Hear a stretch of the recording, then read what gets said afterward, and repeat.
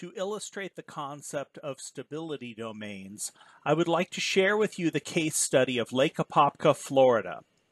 Lake Apopka is a large, shallow lake near Orlando, and it has undergone some dramatic changes in water quality over the years. In general, shallow lakes exist in one of two stable conditions. Either they have clear water, with abundant rooted aquatic plants and few planktonic algae, or they have turbid water with lots of suspended planktonic algae and few underwater plants. If a system is clear, it tends to stay that way.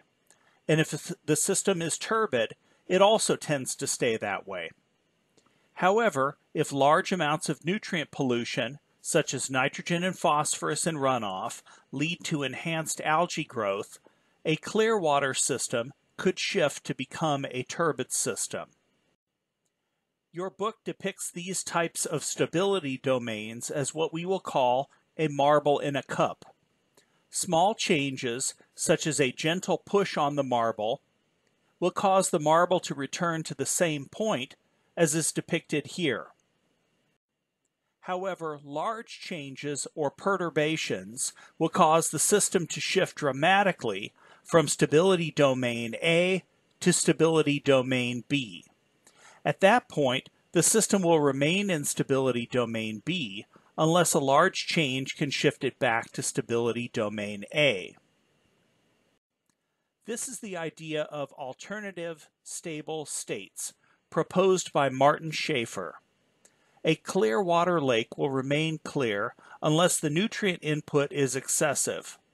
The turbidity, which is a measure of how clear the water is and how much algae is in the water, will increase if you add nutrients, shown as this green arrow along the lower blue line. After the system exceeds the turbidity threshold, the system will shift to the turbid state, shown by the upper red line. At that point, the system will remain turbid despite large fluctuations in nutrients. In order to clean up the lake and shift it back to the clear water state, you have to dramatically lower the nutrients, as shown by the curved arrow. In lakes, there are many things that can impact nutrients, which can impact algae growth. Influences outside the lake include the watershed and the amount of fertilizer use in adjacent farms.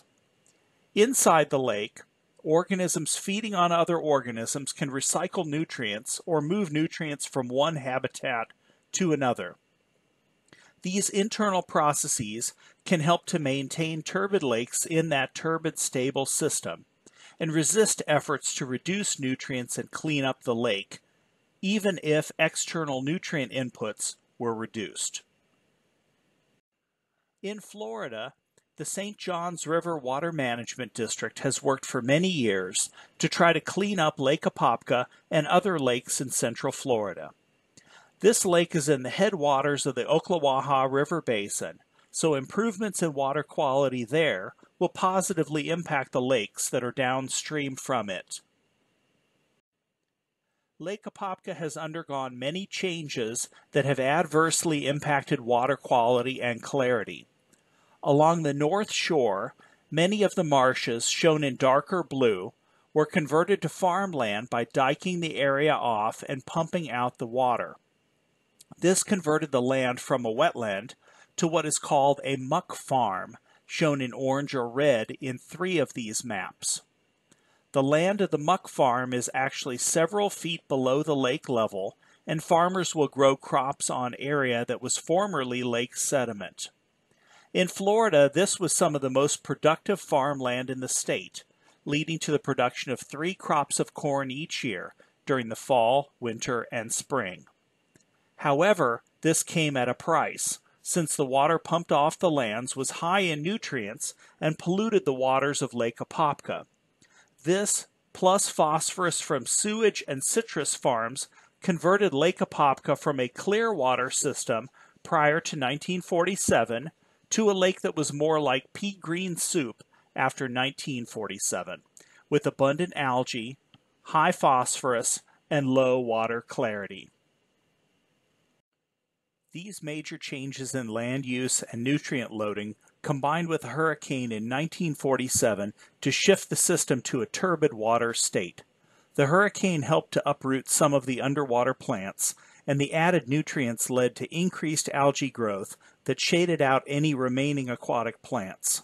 Since that time, the system has remained in a turbid state, and the underwater vegetation that previously covered the entire lake bottom has died. In order to restore Lake Apopka, the St. Johns River Water Management District primarily did three things. First, in the 1990s, they purchased the muck farms on the north shore of the lake and slowly converted many of them back to wetlands. Second, on the northwest edge of the lake, they converted some of the muck farms into wetland flowways. In these flowways, water was actively pumped across a constructed wetland in order to reduce nutrient concentrations and remove suspended particles and algae. Water was brought in at the bottom of this map, at the spot denoted by the green arrow, and flowed across 4 wetland cells, denoted by the 4 labeled arrows near the upper portion of the map. From there, it was pumped back up to lake level. The effect of this was to dramatically clear up the water pumped back into Lake Apopka. From this aerial photo, you can see the wetland flowways, and the arrows denote the flow of water across the wetland cells. From there, the water is pumped back to the lake, as denoted by the lighter blue arrow. You can see from this aerial photo just how much algae had been removed from that plume of clear water, as opposed to the usual bright green of the rest of the lake. Finally, to help clean up the lake, the St. Johns River Water Management District paid fishermen to remove about 1 million pounds of fish, primarily gizzard shad, from the lake each year. This was done to prevent internal nutrient recycling and sediment resuspension by the fish. This type of fish removal has led to clearer water in other lakes. For example, massive removals of fish in nearby Lake Denham during 1990, 1991, and 1992, shown by the gray vertical bars, led to decreases in algae, measured as lower chlorophyll levels. This graph plots the average chlorophyll levels and phosphorus concentrations over time, and you see the marked decline in algae between 1990 and 1993, illustrated by the green arrow. This effort also decreased the total phosphorus in the lake, as illustrated by the lower blue arrow, although the response was not quite as dramatic as for chlorophyll. In addition, the improved water clarity persisted somewhat for several years, indicating that the clear water state was a stable domain. Overall, the combination of these efforts led to improved water quality in Lake Apopka, but by 2005 the lake still fell short of its water management goals.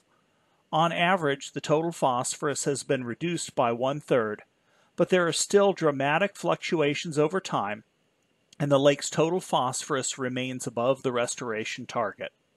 The water clarity was not enough to reestablish underwater plants, even though the situation looks to be improving between 2002 and 2004. In fact, shortly after 2006, the levels of total phosphorus increased dramatically following changes in rainfall, indicating that the system had not fully shifted to a clear water state.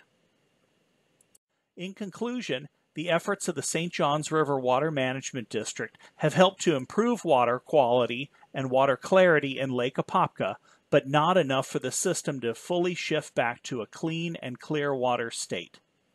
Efforts like this to improve water clarity are often more effective in smaller lakes, such as Lake Denham.